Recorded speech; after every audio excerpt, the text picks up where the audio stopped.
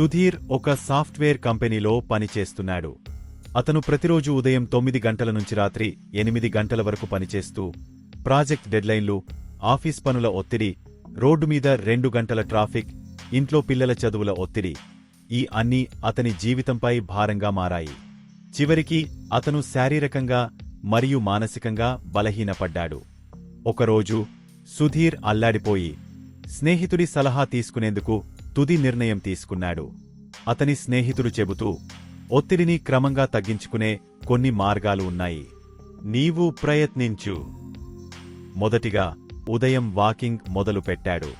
ఖచ్చితమైన సమయానికి నిద్రపోవడం, ఆహారమీద కూడా జాగ్రత్తలు తీసుకోవడం కూడా అతనికి చాలా ఉపయుక్తమయ్యాయి.